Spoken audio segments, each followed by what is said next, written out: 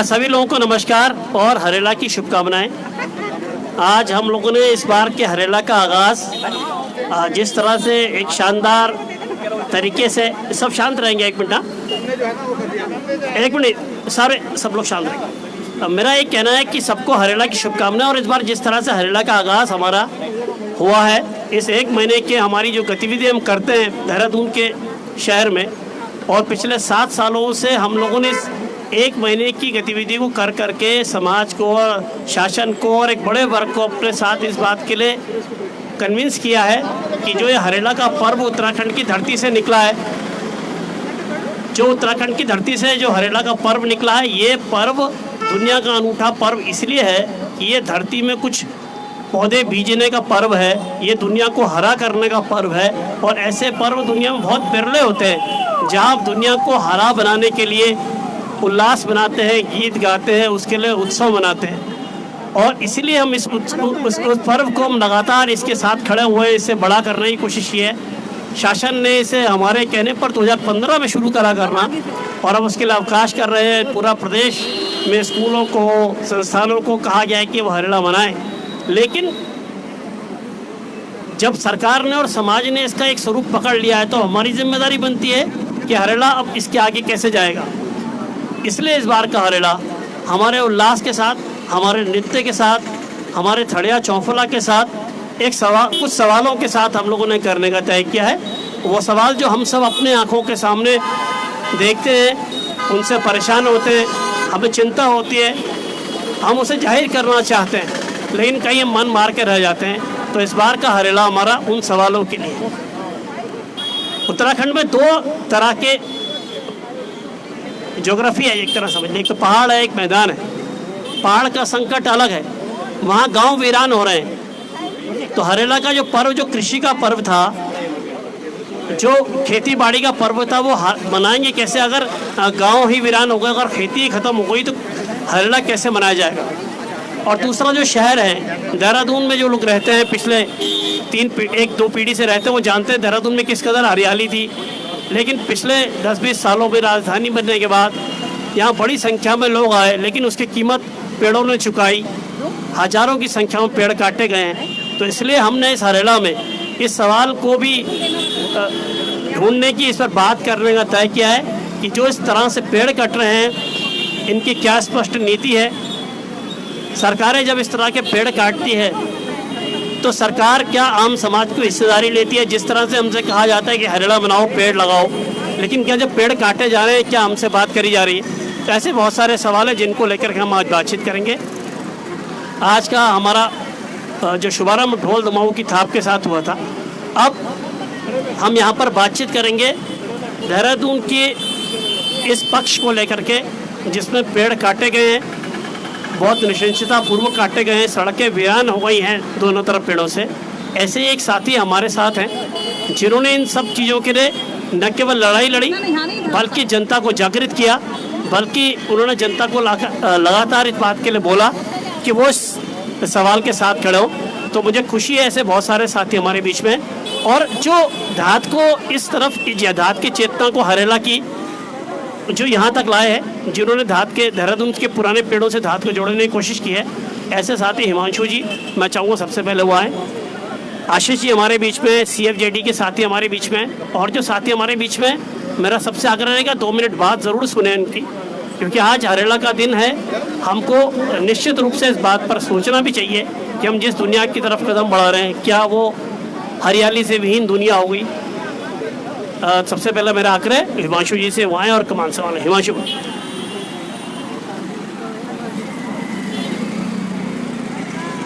नमस्कार साथियों, हरेला में एक बार फिर आप लोगों का स्वागत है।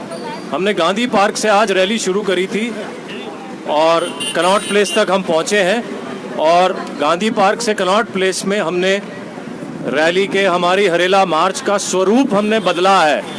हमने स्वागत और उत्सव से शुरू किया था, अब यहाँ सवालों पर आए हैं हम। मेरे ख्याल से दुनिया में हर समाज हरेला मनाता है। दुनिया में हर समाज जो मिट्टी से जुड़ा है वो हरेला मनाता है, हरियाली में पौधे रोपता है और पेड़ों से प्यार करता है। लेकिन ये हमारी बढ़ती हुई शहरी जिंदगी का ऐसा असर है जिसमें कि हम देख रहे हैं कि हरियाली बच नहीं रही है, हरियाली उजड़ रही है। कितने और समय लगेगा, कितने और जनरेशन्स आएंगी जब उनको पेड़ देखने मुश्किल हो जाएंगे, उनको पेड़ देखने को नहीं मिलेंगे। हम पेड़ लगाना जरूर बात करते हैं, लेकिन धाद में हम पेड़ लगाने के साथ पेड़ों को संभालने की बात भी करते हैं। वो पेड़ जो 50, 100, 200, सैकड़ों साल से हमें छाया दे रहे हैं, जो साफ हवा दे रहे हैं, ये आपके सामने, आप गांधी पार्क से यहाँ पैदल चलते चलते हम लोग कनॉट प्लेस तक पहुँचे हैं। सैकड़ों हजारों की संख्या में हमारे बगल से गाड़ियाँ निकले जा रही हैं, हमारी अपनी गाड़ियाँ भी निकल रही हैं। ये सब गाड़ियों का प्रदूषण कहाँ जाता है? अगर ये पेड़ नहीं हो तो ये जो पोल्यूशन इन गाड़ियों से हो रहा है, जो हमारे एसियों से होता है, जो वायु प्रदूषण हम करते हैं, वो कौन संभालता है? कोई ऐसी मशीनरी नहीं है जिसके पास ऐसी ताकत हो कि वो इतने पोल्यूशन को सोख सके, हैंडल कर सके। ये सिर्फ पेड़ ही हैं जिन्होंने हमें साफ हवा दे करके ये बचा रखा है इस पोल्यूशन से। इस वजह से इन पेड़ों की जो इम्पोर्टेंस है हमारी ज़िंदगी में, उसको समझना हमारे लिए इतना ज़रूरी हो गया है। जब बढ़ते हुए शहर हज़ारों की संख्या में पेड़ कटते जा रहे हैं, बिना किसी बात के कटते जा रहे हैं, मामूली बात पर पेड़ कट जाते हैं, लेकिन पेड़ लगाने पर पेड़ लगते नहीं हैं, पेड़ कोई लगाता नहीं है। हम उसकी तरफ सीरियस भी नहीं है कि हम पेड़ लगाएं। और यहाँ पर थोड़ा सा ऐसे टर्न हो जाते हैं, इस तरफ ऐसे। और यहाँ हम कनॉट प्लेस में एक और वजह से आए हैं। हाल ही में थोड़े दिन पहले ही स्मार्ट सिटी के किसी कार्य के वश, जरूर चलते वश, नालियाँ जो बन रही हैं, उसकी वजह से एक विशाल पेड़ जो बिल्कुल LIC के गेट पर था, और उसके साथ ही करीब 15 पेड़ और जो थे वो कटे हैं। हाल फिलहाल में रातों रात कटे हैं, और वो मेरे हिसाब से वो बचाए जा सकते थे, हम सबके हिसाब से वो बचाए जा सकते थे, लेकिन वो विकास की भेंट चढ़ गए हैं। हम ये मानते हैं और हम ये जानते हैं कि विकास अनवरत है, विकास होता रहेगा, और विकास के साथ साथ हरियाली का होना भी ज़रूरी है। इसी बात पर हमारा जोर है। यही हमारे हरेला की थीम है कि अगर विकास होना है तो वो हरियाली की कॉस्ट पे नहीं होना है, हरियाली के साथ होना है। अगर विकास करना है और सड़कें बड़ी होनी है और कॉलोनियाँ बसनी है, तो हरियाली को कम करके नहीं बसनी है, हरियाली को अपने बीच में रख करके बसनी है, ताकि हमारा शहर, हमारे सारे शहर हरे भरे रहें और पनपते रहे, हमें साफ हवा मिलती रहे। अब हम ये जो 16 पेड़ यहाँ से और कुछ आगे तक, ये जो नालियाँ आप देख रहे हैं, इन पे कटे थे। हम चाहेंगे कि हम सब लोग 1 मिनट का मौन रखें और इन 16 पेड़ों को श्रद्धांजलि दें, नमन करें, जो बेचारे बिना किसी बात के सैकड़ों 50 साल से यहाँ थे और कट गए। 1 मिनट का मौन रखेंगे।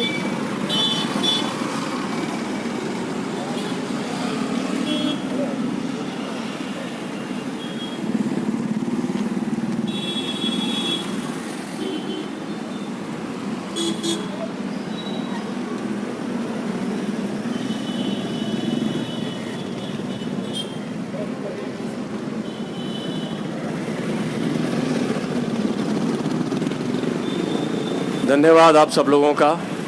हमने उन पेड़ों को याद किया, वो 16 पेड़ों को याद किया जो कट गए।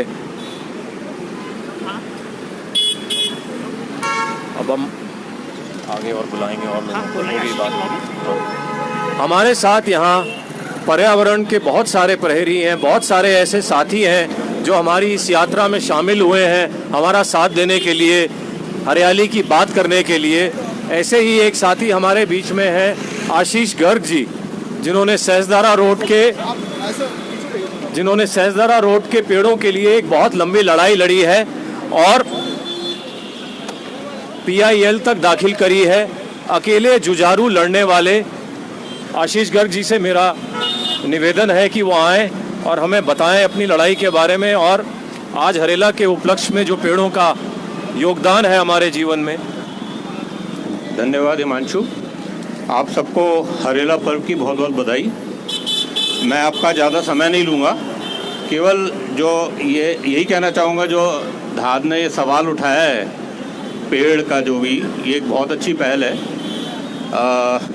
देखिए, पेड़ों को क्यों लगाना चाहिए, हम शायद तीसरी क्लास से पढ़ते आ रहे हैं और सबको अच्छी तरह पता है, लेकिन पेड़ को बचाना एक बहुत बड़ा कार्य हो गया है।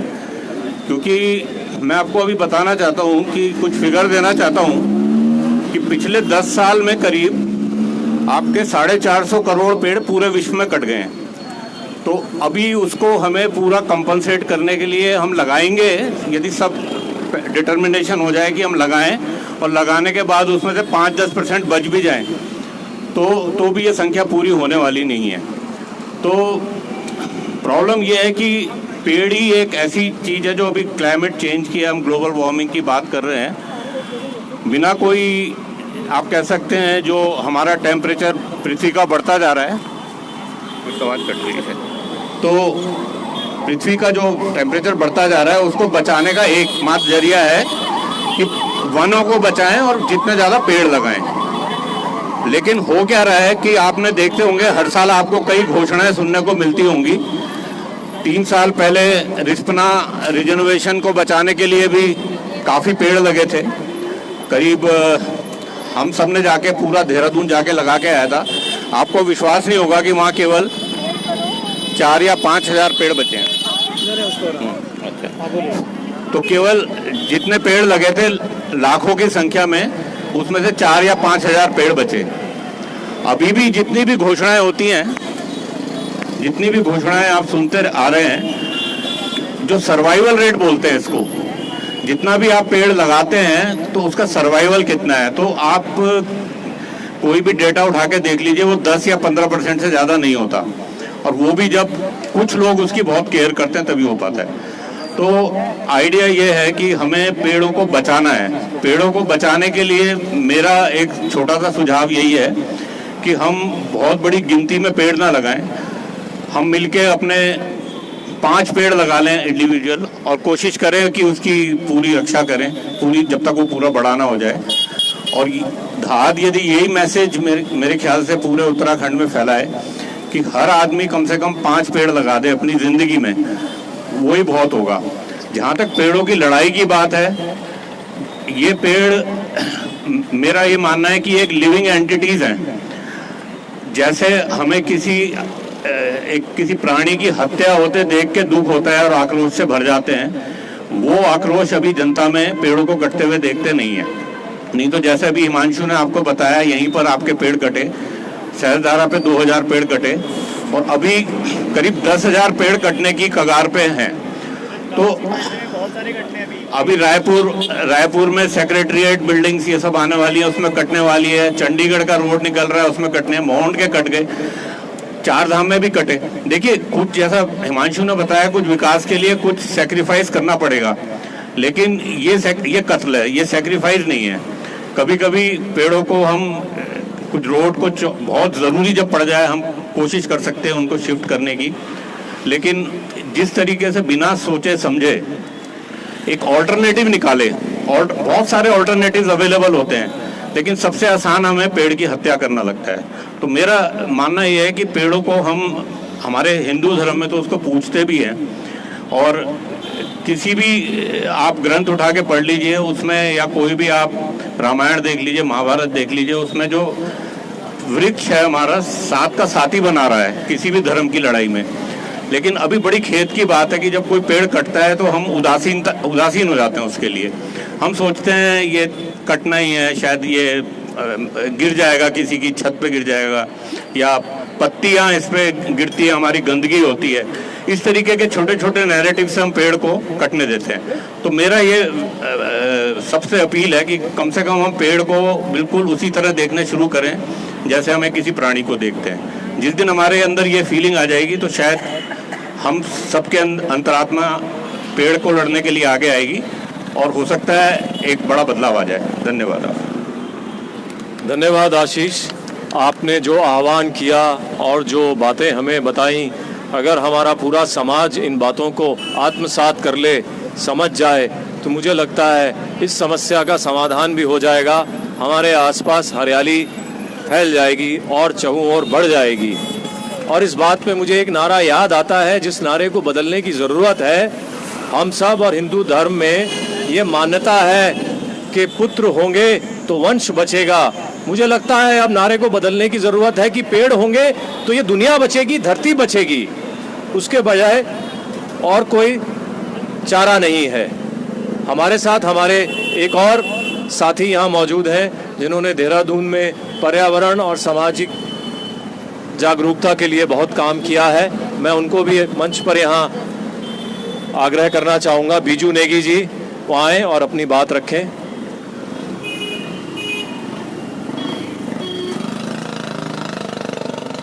एक तो सभी को प्रणाम।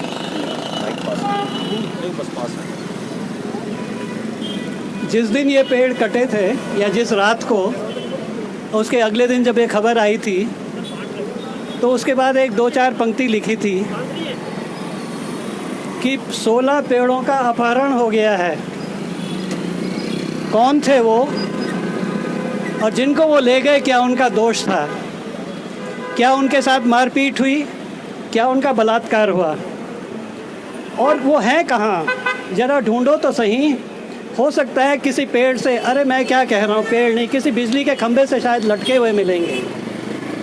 तो मैं सिर्फ 2 बातें कहना चाहता हूँ कि जिस तरह आपने आज ये आयोजन किया है, मुझे लगता है कि यहाँ के दुकानदारों के सहयोग से अगर यहाँ पे एक छोटा सा एक वो स्मृति 2 ईंट लगा दें और उस पर लिख दें, और ये असल में देहरादून में जहाँ जहाँ ये बड़े पेड़ कटे हैं वहाँ पे 2-2 ईंट लगा के उस पर लिख दीजिए कि यहाँ पे शहीद हुए थे कुछ पेड़।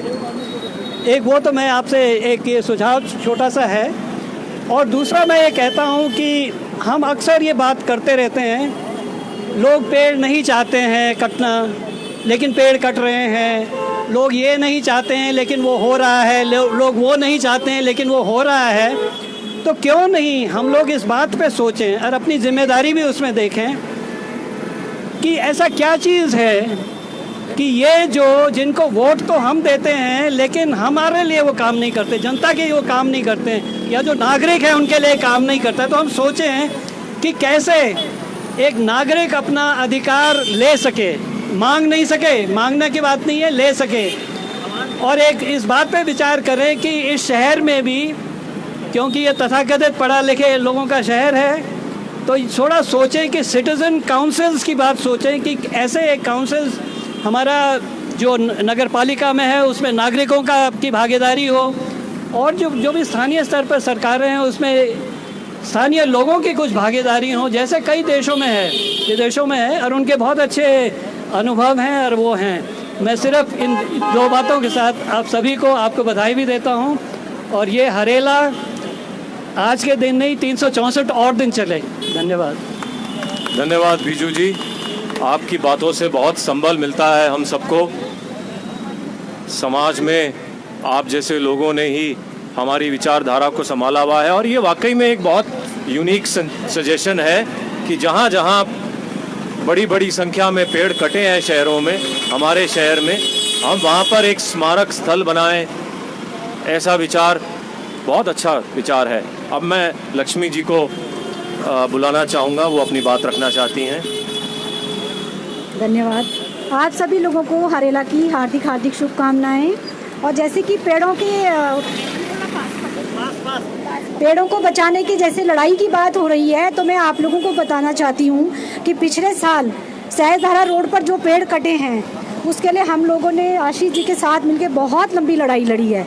हाई कोर्ट से लेकर सुप्रीम कोर्ट तक हम लोगों ने सब कुछ करा, लेकिन हुआ क्या? और हुआ वही जो सरकार ने चाहा। आप कह रहे हैं ना कि पेड़ों को देखकर उदासीनता आ रही है, हम तो पेड़ों पे चिपक गए थे। आरियाँ चल रही थी, हमने कहा चलाओ हमारे ऊपर आरियाँ, लेकिन हम कितना चिपक सकते थे? अपनी जिम्मेदारियाँ थी, घर भी देखना था। जैसे ही हम हटे, इवन वहाँ पे पुलिस फोर्स आ गया, वहाँ पे एसडीएम लेडी आ गई, उन्होंने धक्का मार मार के हमें भगा दिया। तो हम इससे ज़्यादा हम क्या कर सकते थे? हम पेड़ों पे चिपक गए। हमने जो है हाई कोर्ट से लेके सुप्रीम कोर्ट से हर जगह हमने प्ली डाली। हमने 50 दिन तक, पूरे 50 दिन तक हमने IT पार्क चौक पर प्रदर्शन किया। रोज शाम को हम 1 घंटा आते थे, 1-1.5 घंटा वहाँ पर नारे लगाते थे, हम लोगों को जागरूक करते थे। लेकिन अफसोस की बात यह है कि आसपास का एक भी आदमी हमारे साथ नहीं आया, एक आदमी नहीं आया। अगर यहाँ पर कोई पेड़ कटेगा, हम बाहर के लोग आकर खड़े हो जाएंगे, लेकिन अगल बगल जो लोग हैं ना, ये नहीं आएंगे। और यही कारण है पेड़ के कटने का, क्योंकि जो वहाँ पर जो बंदा रह रहा है ना, वो उदासीन है। हम लोग नहीं है उदासीन, हम तो लिपट जाएंगे पेड़ से, लेकिन जब तक वो पर्टिकुलर वहाँ पर बैठा हुआ आदमी अगर जागरूक नहीं होगा, वो पेड़ नहीं बचेगा। और जब तक सरकार नहीं चाहेगी, हमने पूरी कोशिश करी थी, सरकार के मंत्रियों से लेके अधिकारियों, इवन हमने CM सर से तक को मिलने की पूरी कोशिश करी, लेकिन उन्होंने हमें मिलने से साफ मना कर दिया, बिल्कुल मना कर दिया। हमसे मिला ही नहीं है वो। उन्हें पता था ये मिलेंगे, अपनी बात रखेंगे, हमें कुछ जवाब देना पड़ेगा, इसलिए वो हमसे मिले ही नहीं है। अब आप बताइए पेड़ को कैसे बचाया जाएगा? वहाँ का आम आदमी जो है वो जागरूक नहीं हो रहा है। सरकार बिल्कुल नहीं चाहती है कि पेड़ बचाया जाए, और पेड़ तभी बचेगा जब गवर्नमेंट चाहेगी, उससे अलावा कुछ नहीं होगा। क्योंकि अगर सरकार ने ठान लिया कि पेड़ काटना है, आप हाई कोर्ट चले जाइए, सुप्रीम कोर्ट चले जाइए, कुछ नहीं होने वाला है ना। मानते हैं आप सब लोग इस चीज़ को, तो मैं ज़्यादा नहीं कहना चाहूँगी। बस यही है कि देखिए, हम अपनी तरफ से पूरी कोशिश करते रहेंगे। जहाँ पर भी हमें लगेगा पेड़ कट रहा है, हम तो पहुँच जाएंगे, पेड़ों से भी चिपक जाएंगे। इसीलिए हमने पिछले साल चिपको 2022 शुरू किया था कि हम भी पेड़ों पे चिपके, लेकिन हमारा वो सफल नहीं हो पाया, क्योंकि सरकार की मंशा जो है वो बिल्कुल पेड़ काटने की थी। Thank you. बहुत बहुत धन्यवाद लक्ष्मी जी। समाज की उदासीनता हम सबके सामने एक बड़ा सवाल है, जिसको पार पाने के लिए छोटे छोटे प्रयास करने निरंतर ज़रूरी है। निरंतर चोट पड़ने से मुझे लगता है ज़रूर समाज में बदलाव पहले भी आया है, आज भी आएगा। अब हमारे बीच में अनीश जी मौजूद है, citizen for green Doon council के, जिन्होंने देहरादून में बहुत सारे जगहों पर पेड़ कटने के लिए बहुत लंबी प्रोटेस्ट किए हैं, लड़ाइयाँ रखी हैं। 2 मिनट में वो भी अपनी बात हमारे सामने रखेंगे। अनीश। Thank you. हरेला के पर्व पे आप सबको बहुत बहुत शुभकामनाएं। हम शहर के पेड़ों के लिए काफ़ी टाइम से लड़ाई लड़ रहे हैं। हमारा ये मानना है, जो शहर के पेड़ हैं, जो हरियाली शहर में है, जो पहले थी देहरादून की, वो बहुत जल्दी लुप्त होती जा रही है। जो भी टाउन प्लानर्स हैं, जो भी प्लानिंग कर रहे हैं, वो आम आदमी को लेते हुए प्लानिंग नहीं कर रहे हैं। जो भी हमारी प्लानिंग हो रही है, सड़क की चौड़ीकरण हो गया, जो भी हो रहा है, वो गाड़ियों की या बड़े बड़े लोगों के लेते हुए प्लानिंग की जा रही है। लेकिन आम आदमी जो सड़क के किनारे, जैसे ठेली वाले हैं, जो पैदल चलने वाले हैं, साइकिल चलने वाले हैं, पहले देहरादून में हमें था कि आराम से आदमी चल सकता था, लेकिन अभी आप देखिए नाली खुदी हुई है, सब कुछ खुदा हुआ है, पेड़ भी नहीं है। तो जो आम आदमी है, जिसके पास गाड़ी नहीं है, जिसके पास साधन नहीं है चलने, उसको चलने में बड़ी दिक्कत है।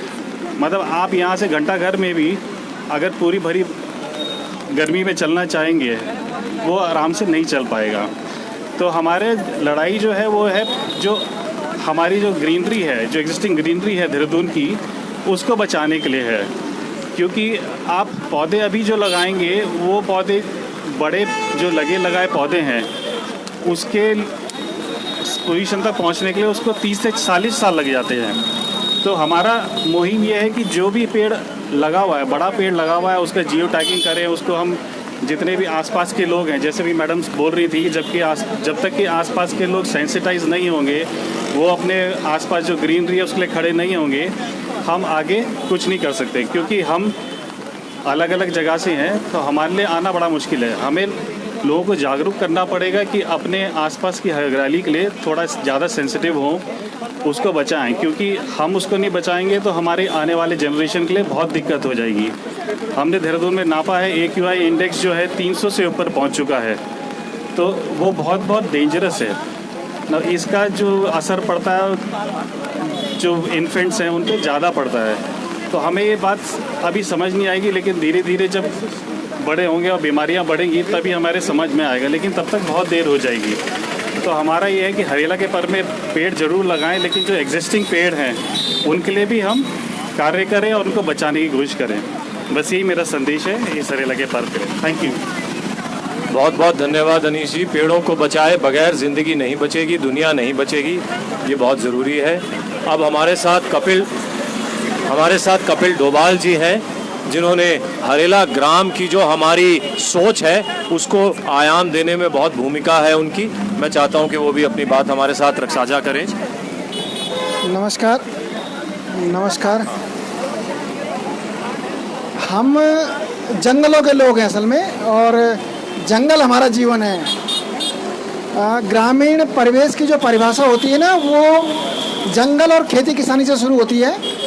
लेकिन अब हम घूम फिर के ना पिछले वो 20-22 साल में आ जाते हैं असल में ना। एक तो सबसे बड़ी बात यह है कि हम अपराधी फाइनल नहीं कर पाए अभी तक कि अपराध किसने किया है। हम कॉमनली बोलते हैं कि ये हो रहा है, पेड़ कट रहे हैं, ये कर रहे हैं। जब तक हम सामने चोर को नहीं देखेंगे ना कि चोर कौन है, तब तक कोई रास्ता निकलने वाला नहीं है। तिलाड़ी कांड से लेके और गौरा देवी का जो मूवमेंट, जिसमें चंडी प्रसाद भट्ट और सुंदरलाल बोगड़ा जी बड़े फलक तक उस आंदोलन को लेके जाए। बेसिकली वो जो आंदोलन था, हमारे जो पेड़ों का आंदोलन, हमारे जंगलों का आंदोलन, वो हमारे अधिकारों का आंदोलन था। क्योंकि गांव की, जिस गांव का सामने जंगल है, उस गांव के लोग ही बेटर समझ सकते हैं असल में उस जंगल की आत्मा को। अब एक बड़ी चिंता का विषय ये भी है कि जो नई पीढ़ी है, जो 40,000 रुपये की गाड़ी से लेके और 25 लाख की गाड़ी में घूम रहे हैं, वो तारीफ करते हुए मिल जाएंगे आपको कि हम दिल्ली 3.5 घंटे में पहुंच गए। और आजकल आप हिमाचल प्रदेश का एक वीडियो देखेंगे जिसमें बड़े दरख्त पानी के साथ बह रहे हैं। तो जब वन कटेंगे, मिट्टी की जो पानी रोकने की क्षमता होगी वो कम हो जाएगी। तो उसका नतीजा यही होना है। असल में जंगल, गांव, खेती, किसानी बहुत बड़े सब्जेक्ट हैं। और किसान की जो समस्या होती है, जैसे मैं किसान तो नहीं हूँ लेकिन प्रयास कर रहा हूँ कि 2-4-5 साल में किसानी के रूप में अपने को डालने का। लेकिन जैसे अभी बारिश हो रही है ना, मैं 50 किलो मंडवा पंखे के नीचे सुखा के आ रखा हूँ। असल में ये मजदूरी भी करता हूँ, साथ में हाथों में पेंट देख रहे होंगे। लेकिन ये फील है कि इस राज्य की जो सरोकारों की संस्था है दाद, उसके कार्यक्रम में शामिल होना है। तो मैं अपना पेंट का कार्यक्रम छोड़ के यहाँ आ गया। मैंने कहा मजदूरी तो कल हो लेगी। तो मेरा एक निवेदन रहेगा सभी लोगों से कि किसी न किसी रूप में आप अपने बच्चों को भी ऐसे आयोजनों में शामिल किया करें, क्योंकि उनका फील होना आवश्यक है। क्योंकि बच्चों का जो डिजायर होता है, माँ बाप का जो डिजायर होता है, वो ये कि हमें बच्चे बाहर भेजने, हमें बच्चे अपने से दूर करने। हिडन पॉइंट में बोल रहा हूँ मैं, कोई नहीं चाहता है। लेकिन अपने बच्चों को भी सामाजिक सरोकारों में शामिल करने का प्रयास करें। क्योंकि गांव खेती, I am repeating once again कि गांव खेती किसानी बहुत बड़ा सब्जेक्ट है। इसमें बोलते बोलते रात खुल जाएगी। बारिश भी हो रही है, लेकिन इस बारिश में आप बिल्कुल भी न घबराएं। ये बारिश त्वचा रोगों के निदान के लिए सबसे अच्छी बारिश होती है। तो आप जितना भीगेंगे उतना अच्छा रहेगा। और मेरा भी जितना योगदान रहेगा कि धात के कार्यक्रमों में जितना हो सके मैं जुड़ूंगा। मैं एक छोटा सा प्रयास कर रहा हूँ पिछले 3 साल से, और ये महसूस कर रहा हूँ असल में कि पूरे देहरादून शहर में हम लोग अपने पहाड़ी व्यंजनों के नाम पे एक छोटा सा इंटरप्राइजेस भी खड़ा नहीं कर पाए कि जिसको कोई बोल सके कि मेरा रोजी रोटी, मेरे घर, मेरे कपड़े, मेरी गाड़ी, मेरे बच्चे की फीस मैं कोदा झंगोरे बेच के कर रहा हूँ। मैं 3 साल से प्रयास कर रहा हूँ, लेकिन अभी भी नहीं कर पा रहा हूँ असल में। तो ये एक चिंता का विषय भी है। और ये चिंता हम इंटरनेशनल फलक में तो अपनी चीज़ें पहुंचा देते हैं, लेकिन हमारे घर में उसका अपमान होता है।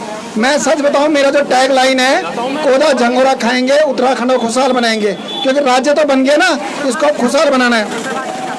लेकिन पिछले 3 साल से एक पक्ष ये है कि इस काम को करते हुए अपमान का घूट भी पीता हूँ, वो भी हर दिन। कि जब हमारे पहाड़ का आदमी यहाँ देहरादून शहर में मुंह फेरते हुए बोला, बाबा एक भी हमन को झंगोरी खाने, तो इन लगत की जन जूता भड़कता बढ़िया हुई। तो ये थोड़ा सा माइंड प्रोस्पेक्टिव भी हमें चेंज करना होगा। असल में ये बड़ा सब्जेक्ट है, धीरे धीरे आगे कुछ और लोग भी बोलेंगे, आते रहेंगे, बोलते रहेंगे, चैप्टर पूरा होता रहेगा। नमस्कार, जय भारत, जय उत्तराखंड। बहुत धन्यवाद। और बस आज के कार्यक्रम